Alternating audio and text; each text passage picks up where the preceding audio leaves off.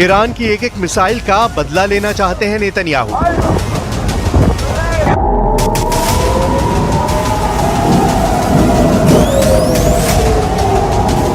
Iran के एक एक हमले का जवाब देना चाहता है इजराइल।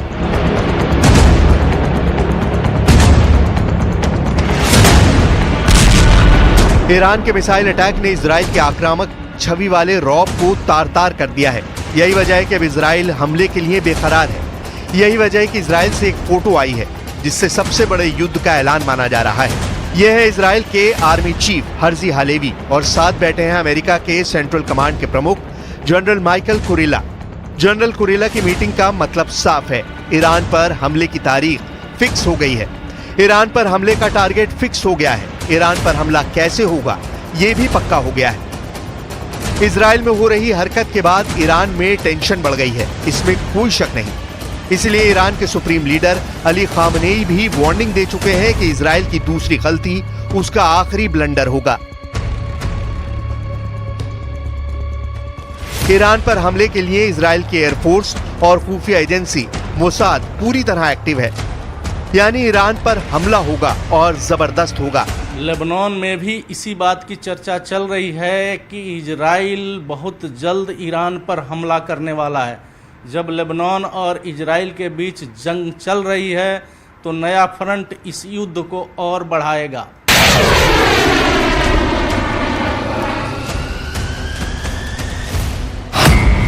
पहला सवाल है कि ईरान पर इजराइल कब हमला करेगा। यह हमला दिन में होगा या फिर रात में किया जाएगा।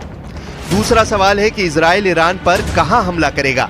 तीसरा सवाल है कि इजराइल के टारगेट पर कौन कौन है।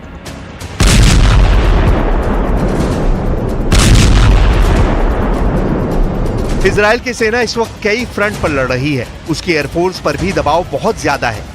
ईरान के मिसाइल अटैक के बाद इजराइल को फैसला करना है कि उसका जवाबी हमला किस लेवल पर किया जाएगा, किस तरह के टारगेट वो चुनेगा। मुमकिन है कि अब तक सब टारगेट फाइनल भी कर लिए गए हों। इजराइल के टारगेट पर ईरान के बहुत ही खास ठिकाने हैं। इसमें ईरान के परमाणु रिएक्टर सबसे पहले नंबर पर हैं, क्योंकि उसे खतरा है कि ईरान एटम बम बनाने वाला है। दूसरे नंबर पर है ईरान के तेल ठिकाने, यानी रिफाइनरी, तेल डिपो, जो ईरान को बहुत बड़ा नुकसान पहुंचाने वाला हमला होगा। तीसरे नंबर पर है ईरान के सीक्रेट अड्डे, यानी सैन्य अड्डे, रेवोल्यूशनरी गार्ड्स के बेस, उनके एयरबेस। इजराइल का चौथे नंबर का टारगेट है ईरान के मिसाइल बेस, जहां से ईरान अपनी मिसाइल फायर करता है। लेकिन ये टारगेट आसान नहीं, क्योंकि ईरान का मिसाइल लॉन्चिंग नेटवर्क सब कुछ अंडरग्राउंड है। पांचवें नंबर पर बहुत ही खास टारगेट, यानी ईरान का नेतृत्व। इजराइल ने जिस तरह हिजबुल्लाह के चीफ हसन नसरल्लाह को मारा है, इजराइल कोशिश कर सकता है कि ऐसा ही हमला वो ईरान की लीडरशिप के खिलाफ करे। The Israelis have not concluded what they're going to do in terms of a strike. That's under discussion. I think if I were in their shoes, I'd be thinking about other alternatives than striking oil.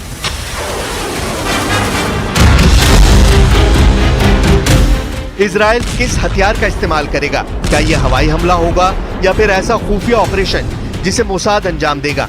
अभी Israel में यही सबसे बड़ा मुद्दा बना हुआ है। Iran का कौन सा हथियार ईरान के खिलाफ इस्तेमाल होगा?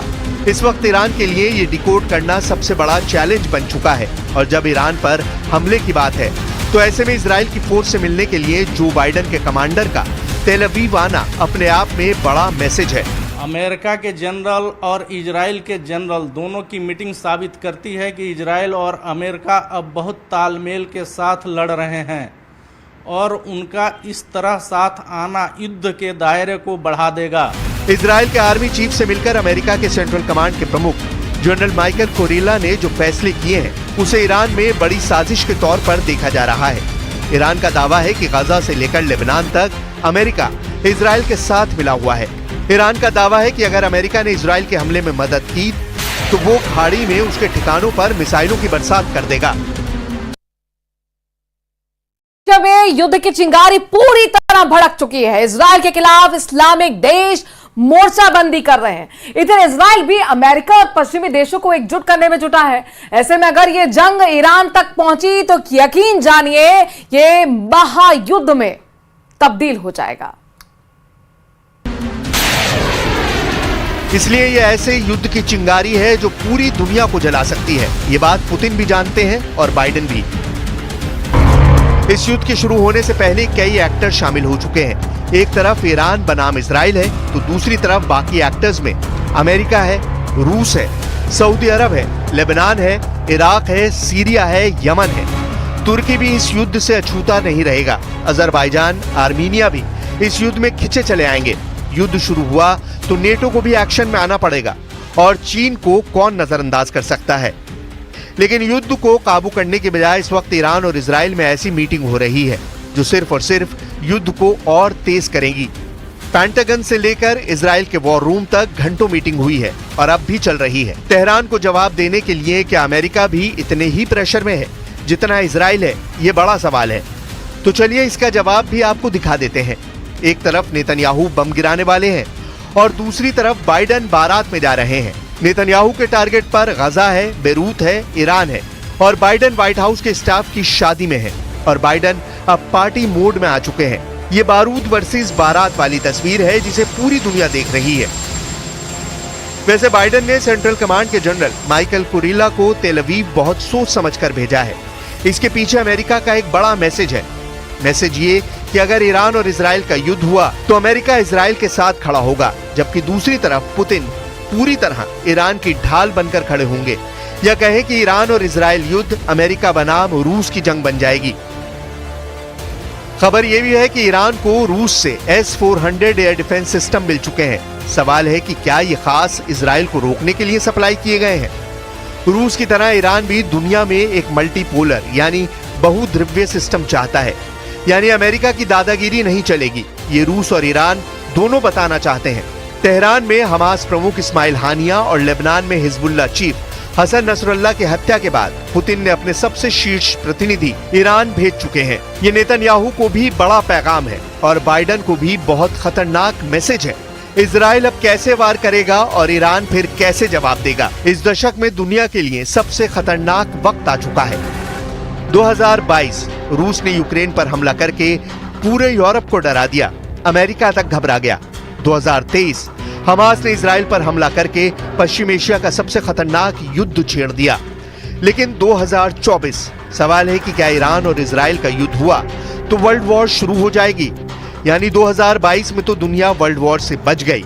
2023 में भी गजा युद्ध के बाद विश्व युद्ध नहीं हुआ। ऐसे में क्या 2024 सभी जंगों का बॉइलिंग पॉइंट बनेगा और ईरान इजराइल युद्ध के साथ विश्व युद्ध भी शुरू हो जाएगा।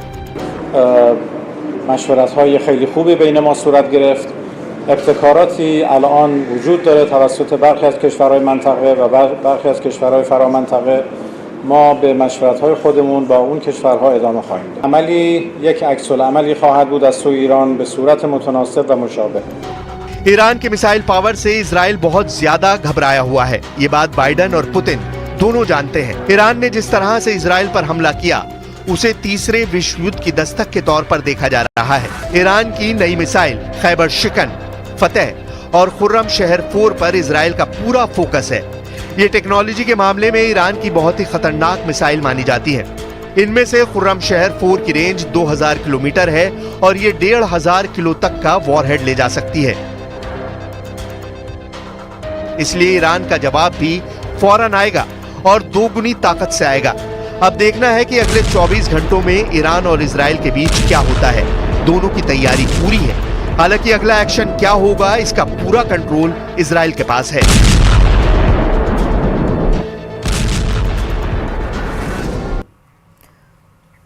इजराइल गाजा और दक्षिण लेबनान के अलावा बेरूत तक लगातार हमले कर रहा है। इजराइल के हमले के जवाब में हिजबुल्लाह ने ड्रोन से मिसाइल दागी है। लेकिन युद्ध में इजराइल का बड़ा झटका नेटो के 3 देशों ने उसे दिया है। तुर्की के प्रेसिडेंट एर्दोआन के दांव से इजराइल बहुत बड़ी मुश्किल में घिरता नजर आ रहा है।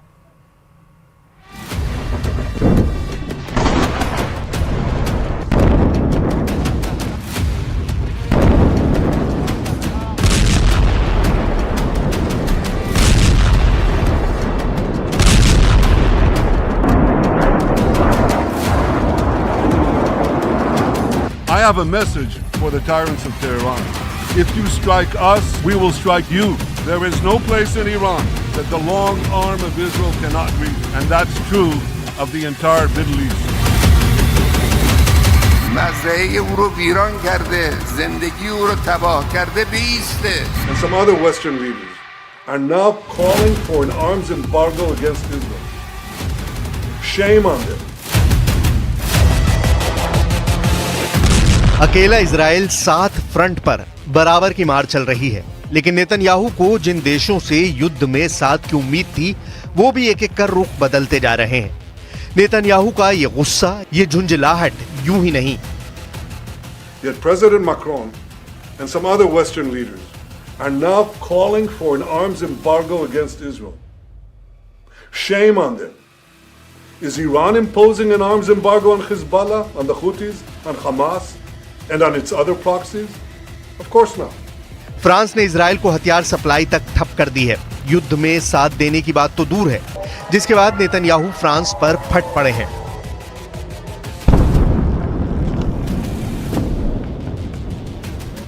Yet President Macron and some other Western leaders are now calling for an arms embargo against Israel. Shame on them.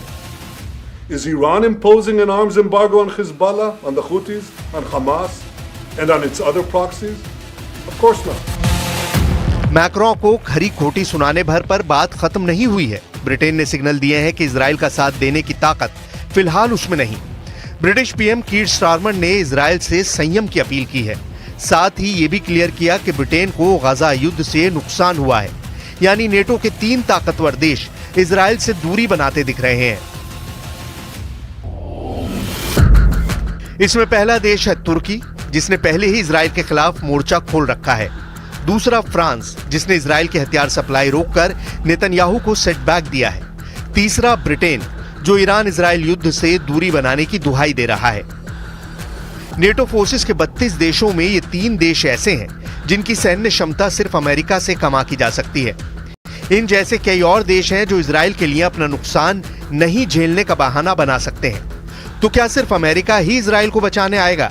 Israel और अमेरिका मिलकर क्या अरब लीग के 22 देशों से युद्ध जीत पाएंगे? इजराइल की मुश्किलें दिन ब दिन बढ़ती जा रही हैं, जिसका असर युद्ध के मैदान में साफ दिख रहा है। इजराइल के हमले तेज होते जा रहे हैं, गजा में भी और लेबनान में भी। हिजबुल्लाह 2 मिसाइलें मारता है, बदले में इजराइल 200 धमाके कर रहा है।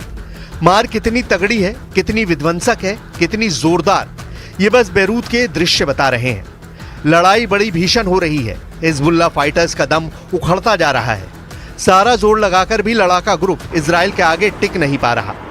הערכת מצב שקיימנו היום הוחלט על עדכון ההנחיות לעורף, כך שיתאפשרו התקהלויות של עד 2,000। तस्वीरें 5 अक्टूबर की रात हुए हमले की हैं। बैरूत हवाई अड्डे के करीब गोल्डन प्लाजा पर बम बरसा है। जमीन फाड़ धमाके के बाद यहां भीषण आग लगी। आग की लपटें आसमान छूने लगी। बम विस्फोट ने इतनी चिंगारी उगली कि बगल का गैस स्टेशन भी जद में आ गया। इजराइल ने इस इलाके में कुल 8 धमाके किए। रात भर हमला होता रहा, जिसमें हिजबुल्लाह को भारी नुकसान हुआ। 6 अक्टूबर की सुबह इससे भी भयानक दृश्य बैरूत में दिखाई देने लगे। एक धमाका बारूद से पट गया बैरूत। धुएं के गुबार से आसमान ढक गया। जब धुआं छटा तो दृश्य दिल दहलाने वाला था। मटिया मेट हो चुकी थी बहुमंजिला इमारत। खंडर में जिंदगी तलाश रहे थे लोग। इजराइल ने रात और दिन का फर्क मिटाकर अब हिजबुल्लाह को तबाह करना शुरू कर दिया है। सबसे भीषण हमले दक्षिण लेबनान में हो रहे हैं, जहां हिजबुल्लाह का टनल नेटवर्क है। नेतन्याहू साफ बता चुके हैं कि हिजबुल्लाह के निस्तनाबूद किए बगैर ये युद्ध नहीं रुकेगा। लेकिन हिजबुल्लाह भी हार मानने को तैयार नहीं। ईरान ने नए हिजबुल्लाह चीफ का नाम भी फाइनल कर लिया है। बताया जा रहा है कि नया हिजबुल्लाह चीफ खामनेई का खासम खास होगा। हिजबुल्लाह के नए चीफ का नाम इब्राहिम अमीन अल सैयद बताया जा रहा है। इब्राहिम ने 1985 में हिजबुल्लाह के घोषणा पत्र, जिसे ओपन लेटर कहा गया, उसको सार्वजनिक किया था। इब्राहिम अमीन 1992 और 1996 में हिजबुल्लाह के loyalty to the resistance bloc के तहत लेबनान की संसद के लिए चुने गए थे। साल 2001 में हिजबुल्लाह की शूरा काउंसिल में चुने जाने के बाद इब्राहिम हिजबुल्लाह की पॉलिटिकल विंग के हेड हैं। इब्राहिम लेबनान की राजनीति में बड़ा नाम है, सभी पार्टियों में उनकी कद्र की जाती है। लेकिन इब्राहिम को हिजबुल्लाह चीफ की गद्दी दिलवाने में जो सबसे अहम बात है वो ये कि उन्हें खामनेई का खास माना जाता है। इब्राहिम अमीन हिजबुल्लाह और ईरान के बीच कूटनीतिक संबंधों को मजबूत करने वाले लीडर बताए जाते हैं। कई मीडिया रिपोर्ट्स के मुताबिक इब्राहिम ईरान के ज्यादातर राजनयिकों से सीधे संपर्क में रहते हैं। हिजबुल्लाह की रणनीति तैयार करने में इब्राहिम अमीन का अहम रोल रहता है। लेबनान और ईरान के रिश्तों की अहम कड़ी इब्राहिम आयतुल्लाह खामनेई के करीबी बताए जाते हैं। नए हिजबुल्लाह चीफ के तौर पर जिन इब्राहिम अमीन का नाम सामने आया है, उनका बैकग्राउंड इजराइल को डराने वाला है। इब्राहिम अमीन अल सैयद लेबनान के बेका के हाउचल नबी गांव के रहने वाले हैं। साल 1981 में बेरूत की लेबनानी यूनिवर्सिटी से केमिस्ट्री में ग्रेजुएट अमीन विदेश में भी पढ़ाई कर चुके हैं। इब्राहिम ने 1984 में फ्रांस के स्ट्रासबर्ग यूनिवर्सिटी से मास्टर्स की डिग्री ली। साल 1987 में उन्होंने ऑर्लियंस यूनिवर्सिटी से केमिस्ट्री और फिजिक्स में पीएचडी भी की। मॉडर्न एजुकेशन के साथ मदरसे से मजहबी तालीम लेने वाले इब्राहिम अमीन अमल आंदोलन से भी जुड़े रहे थे, लेकिन बाद में अमल पार्टी छोड़ हिजबुल्लाह की टॉप लीडरशिप में इब्राहिम शुमार हुए। शुक्रवार को इजराइल के हमले में इब्राहिम के भी मारे जाने की आशंका जताई गई थी, लेकिन वो जिंदा हैं, सही सलामत है। ऐसे में अब हिजबुल्लाह का टोटल कंट्रोल तय माना जा रहा है। इब्राहिम की लीडरशिप में हिजबुल्लाह फिर उठ खड़ा हुआ तो इजराइल को 2006 जैसी जंग से सामना होगा, जिसमें हिजबुल्लाह फाइटर्स ने इजराइल को धुन डाला था। हालांकि इस बार इजराइल तब तक नहीं रुकेगा जब तक उसके सभी दुश्मनों का सफाया नहीं होता। नेतन्याहू ने 7 फ्रंट और 7 दुश्मनों के सफाये की कसम एक बार फिर से दोहराई है। נגדנו, גם באופן ישיר וגם באמצעות השליחים שלה. ולכן ישראל פועלת נגד איראן והשליחים שלה, גם בהגנה וגם בהתקפה. אנחנו נדע להגן על עצמנו, ואנחנו נפעל לפי העיקרון הפשוט, שמי שפוגע בנו או מתכנן לפגוע בנו, אנחנו נפגע. नेतन्याहू ने जितना जोर लेबनान में लगा रखा है उससे कहीं ज्यादा पावर गाजा में झोंक रखी है, क्योंकि इजराइल का सबसे बड़ा विलन अब भी सही सलामत सुरंग में छिपा बैठा है। Hamas chief Yahya Sinwar Lebanon front पर युद्ध छिड़ने से मजबूत भी होने लगा है, जिसे देखते हुए नेतन्याहू ने गाजा में ग्राउंड ऑपरेशन में तेजी लाने के ऑर्डर दिए हैं। गाजा के जबालिया में इजराइल डिफेंस फोर्स की 3 डिवीजन ग्राउंड ऑपरेशन में उतर गई हैं। आईडीएफ की 162वीं, 401वीं और 460वीं बख्तरबंद ब्रिगेड ने हमास की सुरंग में सर्च ऑपरेशन चला रखा है। जबालिया में नेतन्याहू आर्मी ने हमास के दर्जनों अड्डे और हथियार डिपो बर्बाद किए हैं, मगर अब भी याहिया सिनवार इजराइल के हत्थे नहीं चढ़ा है। इजराइल जानता है कि हमास चीफ के जिंदा रहते ये युद्ध खत्म नहीं होने वाला। सिनवार के सफाये के साथ हमास और ईरान को भी इजराइल सबक सिखाकर ही शांत बैठने वाला है।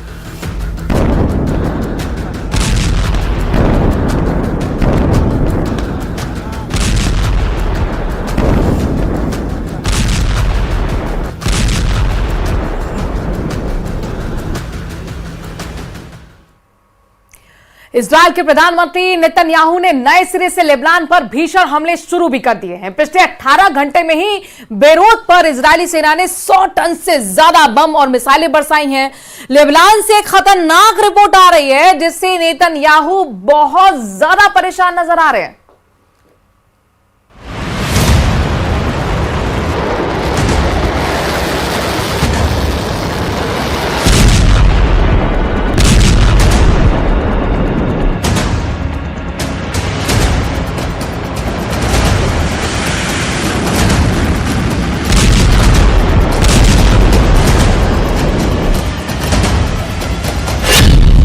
बेरूत में भीषण धमाके, मारे हिजबुल्लाह के 30 कमांडर।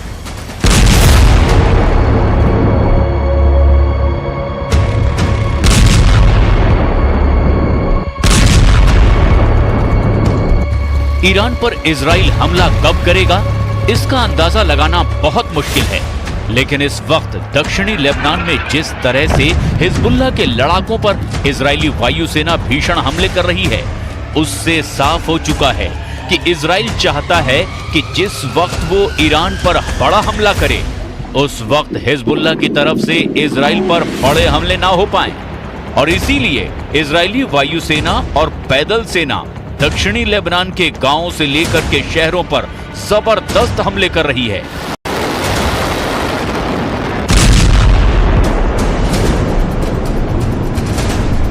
अगर हम पिछले 18 घंटे की बात करें तो इजराइल ने लेबनान की राजधानी बेरूत में अंधाधुंध हवाई हमले किए हैं।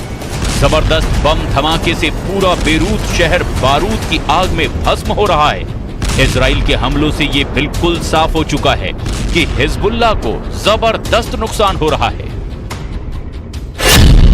इजरायली वायुसेना ने F-35 और F-15 जेट से रात भर बेरूत और उसके आसपास बड़े हमले किए हैं। बेरूत के दक्षिणी उपनगर दहिया में सबसे ज्यादा हवाई हमले इजरायली वायुसेना ने किए हैं। खबर के मुताबिक सुबह 3 बजे तक इजराइल ने दहिया में 9 बड़े एयर स्ट्राइक किए और इस हवाई हमले में हिजबुल्लाह को भारी नुकसान भी हुआ है। दावा तो यहां तक किया गया कि महज 6 मिनट के भीतर ही बेरूत और आसपास के इलाकों पर आईडीएफ के लड़ाकू विमानों ने 20 से ज्यादा हवाई हमले किए हैं। कुछ दावों के मुताबिक महज 30 मिनट के अंदर ही इजरायली वायुसेना ने 100 टन से भी ज्यादा बम और मिसाइलें बेरूत और आसपास के इलाकों पर दागी हैं। इसके अलावा इजराइल ने हिजबुल्लाह की हथियार सप्लाई लाइन को काटने के लिए सीरिया से लगती लेबनान की सीमा पर बहुत बड़ी एयर स्ट्राइक की है, जिसमें हिजबुल्लाह और सीरिया के लड़ाकों को जबरदस्त नुकसान होने की खबर है।